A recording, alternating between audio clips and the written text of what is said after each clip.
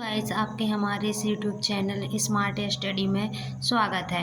आज हम रस टॉपिक पर बात करेंगे। रस क्या होता है? रस जो काव्य को पढ़ने, सुनने और देखने में जो आनंद की अनुभूति होती है उसे हम रस कहते हैं। जैसे हम किसी सर्कस को देखें और हमें उससे अच्छा लग रहा है, देखने से आनंद मिल रहा है, तो हम उसे क्या कहेंगे? रस कहेंगे। अब भरत मुनि ने भी रस की डेफिनेशन दी थी, विभानुभाव व्यभिचारी संयोगा दृश्य निष्पत्ति। अर्थात विभाव, अनुभाव और संचारी भाव के जो संयोग यानी इनके मिलने से, विभाव, अनुभाव और संचारी भाव के जो मिलने से रस की निष्पत्ति होती है। ये भरत मुनि ने कहा था। कभी कभी क्वेश्चन ऐसा पूछता है कि भरत मुनि के अनुसार रस की डेफिनेशन दीजिए, तो हम इसको लिख सकते हैं। ऐसे ही इसका भी क्वेश्चन पूछता है कि आचार्य विश्वनाथ द्वारा रस की डेफिनेशन दीजिए यानी परिभाषा दीजिए, तो हम इसको लिखेंगे रसात्मकम वाक्यम काव्यम। अर्थात जो रसयुक्त वाक्य होता है वही काव्य होता है ना। अब इन्होंने आचार्य विश्वनाथ ने कहा था। अब रस के अंग के बारे में जान लेते हैं। यदि अंग या तत्व आए तो यही चार लिखना है। जो रस के चार अंग होते हैं ना, और प्रकार अलग होता है, रस के 10 प्रकार वो अलग होते हैं। और यदि अंग और तत्व पूछे तो हमें इन चारों के बारे में लिखना, ठीक है। रस के 4 अंग होते हैं। कौन कौन से होते हैं आइए जानते हैं। रस के अंग, पहला होता है स्थायी भाव, दूसरा विभाव, तीसरा अनुभाव और चौथा संचारी भाव। अब जो विभाव होता है इसके भी 2 प्रकार होते हैं, आलंबन और उद्दीपन।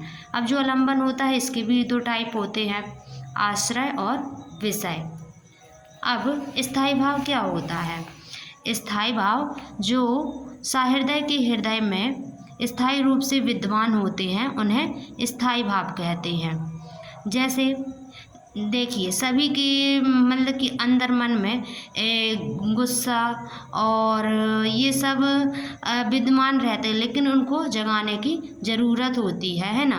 और स्थायी भाव जैसे रस जो होते हैं वो 10 प्रकार के होते हैं, और उनके स्थायी भाव भी एक स्थायी भाव होता है। ये उनके भी 10 प्रकार हो गए। स्थायी भावों की संख्या कितनी होती है? 10 होती है। अब जो विभाव होता है, विभाव स्थायी भाव को जागृत करने वाले कारक को विभाव कहते हैं। कारक मतलब क्या होता है? कारण। यानी स्थायी भाव को जागृत करने वाले जो कारण हैं उनको हम क्या कहेंगे? विभाव। और विभाव 2 टाइप होते हैं, पहला होता है आलंबन और दूसरा होता है उद्दीपन, ठीक है। अब हम आलंबन के बारे में जानते हैं। आलंबन जो होता है जिसके प्रति स्थायी भाव उत्पन्न हो वह आलंबन कहलाता है। जिसके प्रति स्थायी भाव जागृत होगा। जैसे आपको किसी ने मारा और आपको उस पर गुस्सा आया, यानी आपका स्थायी भाव जागृत हुआ, ठीक है। तो जिसके प्रति होगा वो आलंबन कहलाएगा, है ना। अब आते हैं उद्दीपन। उद्दीपन क्या होता है? स्थायी भावों को उद्दीप्त करने वाले भाव को उद्दीपन कहते हैं। जो स्थायी भावों को उद्दीप्त करने वाले जो भाव होंगे उनको अपन उद्दीपन कहते हैं।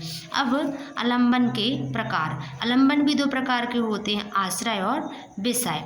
आश्रय क्या होता है? जिस व्यक्ति के मन में भाव जागृत हो। जैसे आपके अंदर क्रोध जागृत हुआ तो आप आश्रय कहलाएंगे, और जिस व्यक्ति के प्रति होगा तो वह विषय कहलाएगा। जिस वस्तु या व्यक्ति के प्रति भाव जागृत हो वो विषय है, ठीक है। अब हम जानते हैं अनुभाव। अनुभाव क्या होता है? आश्रय की वह शारीरिक चेष्टाओं को अनुभाव कहते हैं। जैसे यदि कोई रो रहा है, उसके आंख से आंसू निकलेंगे, या उसकी वह शारीरिक चेष्टाएं कहलाएंगी, तो उसे हम क्या कहते हैं? अनुभाव कहते हैं। अब संचारी भाव, स्थायी भावों को जो पुष्ट कराने के लिए जो भाव कुछ समय के लिए वो उत्पन्न होते हैं और कुछ देर बाद वो लुप्त हो जाते हैं, या हम इनको कह सकते हैं कि सहृदय के हृदय में आने जाने वाले वह भाग जो अस्थायी समय के लिए रहते हैं संचारी भाव कहलाते हैं। और इनकी संचारी भावों की संख्या 33 मानी जाती है। संचारी भाव को व्यभिचारी भाव के नाम से भी जाना जाता है। संचारी भावों की संख्या कितनी होगी? 33 होगी, और इन्हें व्यभिचारी भाव के नाम से भी जाना जाता है।